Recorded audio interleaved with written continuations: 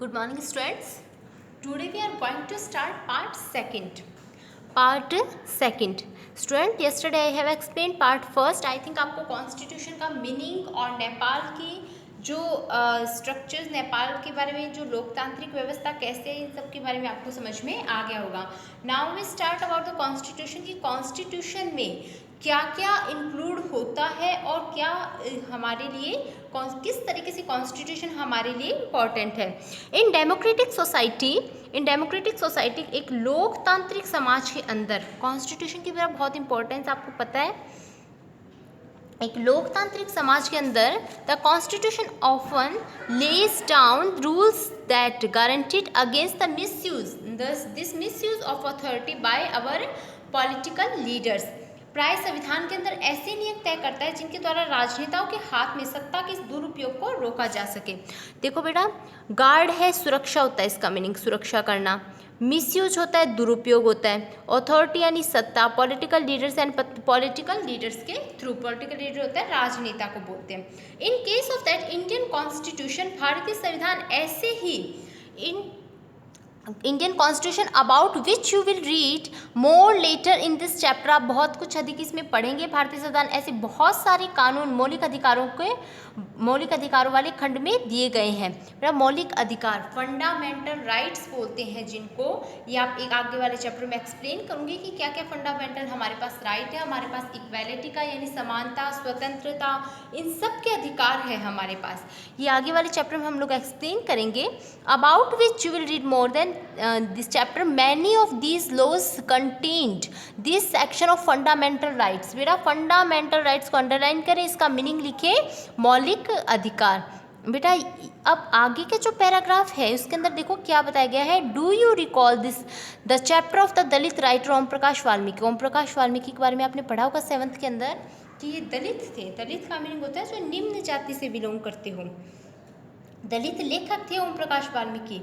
तो देखो आपने Om Prakash Valmiki experience in school from class 7th book. आप 7th की बुक में आपने उनके बारे में पढ़ा होगा. In this chapter we talked about the discrimination. देखो बेटा, ये ओम प्रकाश वाल्मीकि दलित थे तो इनके साथ भेदभाव किया जाता था. तो भेदभाव को रोकने के लिए, समानता को बनाने के लिए, इसीलिए हमारा कॉन्स्टिट्यूशन होता है कि प्रत्येक नागरिक को समानता का अधिकार मिले, किसी एक के साथ भी भेदभाव न हो. संविधान की इसीलिए बहुत ज़्यादा आवश्यकता थी. अदरवाइज संविधान की क्या आवश्यकता है, लेकिन इससे एसेंशियल है कि किसी के साथ भेदभाव ना हो, सबको अपना अधिकार मिले. We talked about discrimination. Discrimination का मीनिंग लिखो भेदभाव. ओम प्रकाश वाल्मीकि ने फेस किया बिकॉज ही वॉज दलित, क्योंकि वो दलित थे जो निम्न जाति से बिलोंग करते हैं. You read about this Indian constitution guarantee to right to equality. आप इंडियन कॉन्स्टिट्यूशन, भारतीय संविधान के लिए पढ़ोगे कि भारतीय संविधान समानता का अधिकार देता है सभी पर्सन्स के लिए. Says that no citizen can be discriminated against on the ground on religion. किसी भी व्यक्ति को रिलीजन यानी धर्म के नाम पर, रेस यानी नस्ल के नाम पर, कास्ट यानी जाति, और जेंडर यानी लिंग के नाम पर, और स्थान के नाम पर, जन्म के नाम पर आपसे कोई भी भेदभाव नहीं किया जाएगा. Underline it line. The right to equality, समानता के अधिकार, is one of the fundamental right, एक मौलिक अधिकार है हमारा जो guaranteed by the Indian constitution, जो भारतीय संविधान में दिया गया है. आप बेटा यहाँ से अंडरलाइन कर ले, डिस्क्रिमिनेटेड अगेंस्ट से लेकर कॉन्स्टिट्यूशन तक. नेक्स्ट देखो,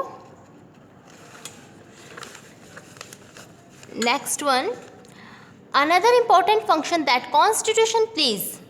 आपका दूसरा फंक्शन इंपॉर्टेंट क्या है कॉन्स्टिट्यूशन का, अंडरलाइन करें आप इसे. कॉन्स्टिट्यूशन प्लीज, कॉन्स्टिट्यूशन है वो इम्पोर्टेंट रोल प्ले करता है. डेमोक्रेसी टू एंश्योर डोमिनेंट होता है बेटा प्रमुख. डोमिनेंट का मीनिंग लिखो प्रमुख वर्ग. Does not use the power against the other less powerful people और द ग्रुप. कॉन्स्टिट्यूशन है वो ये भी प्रोवाइड करवाता है हमें कि जो पावरफुल लोग हैं, पावरफुल ग्रुप है, वो कम ताकतवर समूह के खिलाफ अपनी ताकत का इस्तेमाल न करें. ठीक है, डोमिनेंट होता है प्रमुख. The story by the below demonstrate one such situation in the classroom. देखो बेटा, इसमें क्लासरूम की सिचुएशंस बताई गई है. क्लासरूम की सिचुएशंस में कभी कभार ये होता है ना हमारे साथ कि मॉनिटर अपने आप को पावरफुल समझता है, वो मिस यूज़ करता है तो क्लास की मैडम उसे हटा देती है. तो हमारे पास भी यदि हमारा कोई रिप्रेजेंटेटिव अच्छा काम नहीं कर रहा है तो हम उसे हटा सकते हैं। आगे देखो, ये क्लासरूम की एक सिचुएशन शो की गई है। Such unhealthy situation can occur in the democratic society.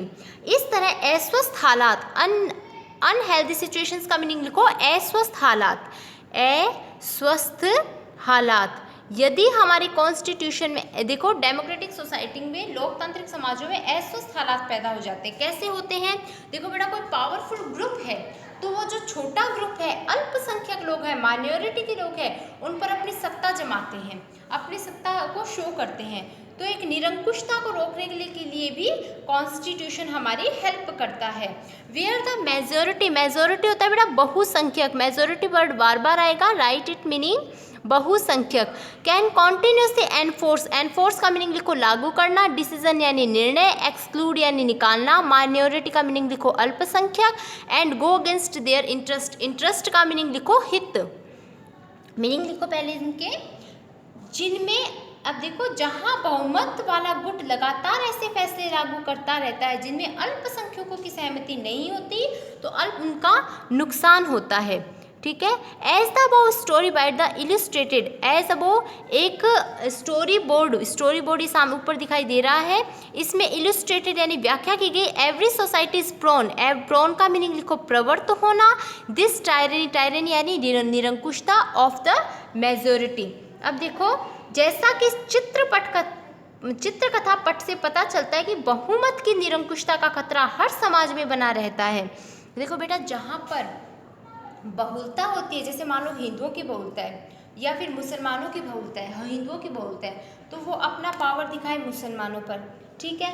और इसी तरीके से मान लो मुसलमानों की बहुलता है तो वो अपना पावर दिखाए हिंदू पर। तो कॉन्स्टिट्यूशन सबको बराबर चाहता है, कोई किसी पर अपना पावर शो नहीं करे, यही भारतीय संविधान या हर संविधान चाहता है। The Constitution usually contains that ensure the minorities are not exclude, exclude का मीनिंग होता है लागू करना, from anything this is the routinely available to the majority।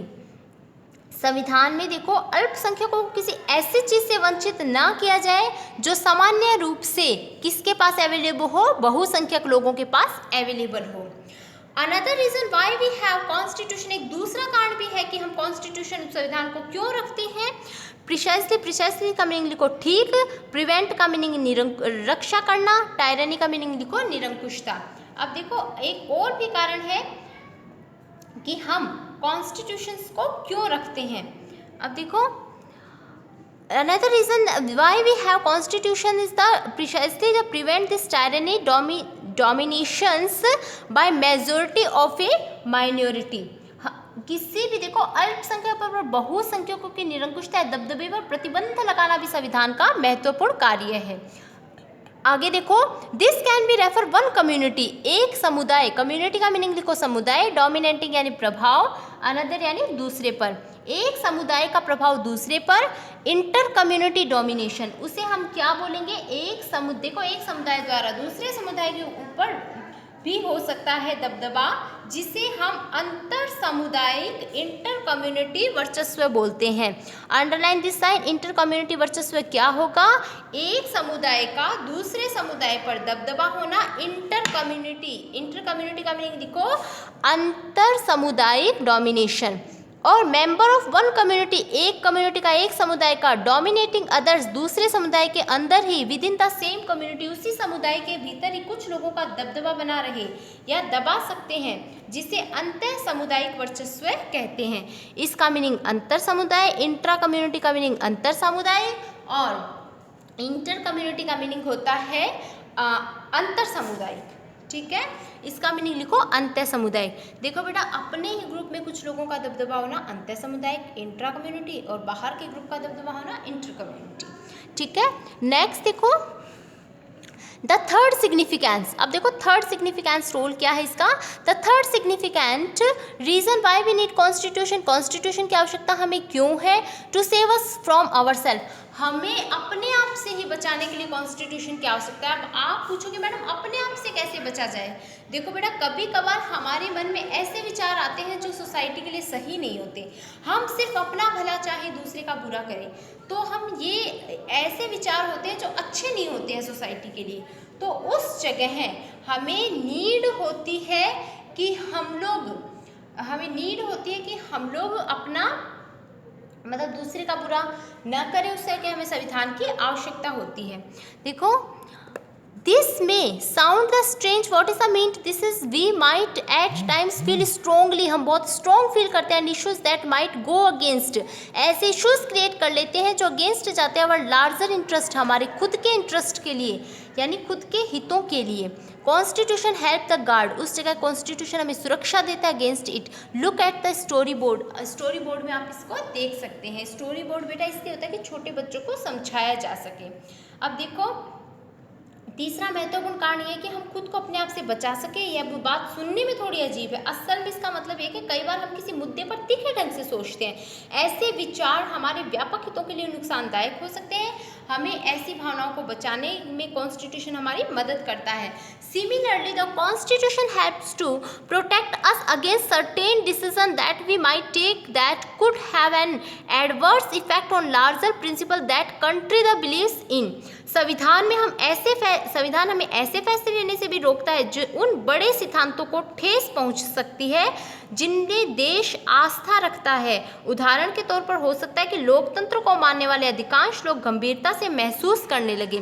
For example, हम एग्जाम्पल देखते हैं, it is possible that many people who live in the democracy, बहुत सारे लोग हैं जो डेमोक्रेसी के अंदर रहते हैं, might come to strongly feel, वो बहुत स्ट्रॉन्ग फील करें that political party has become too acrimonious, that we need strong dictator to set this right। कि हमें कभी कभार क्या होता है, अधिकांश लोग गंभीरता से सोचने लगते हैं कि दलगत राजनीति यानी पार्टी पॉलिटिक्स बहुत अधिक विकृत हो चुके, खराब हो चुके, इसलिए अब इस चीज़ों को दुरुस्त करने के लिए हमें किसी तानाशाह शासन को सौंप देना चाहिए।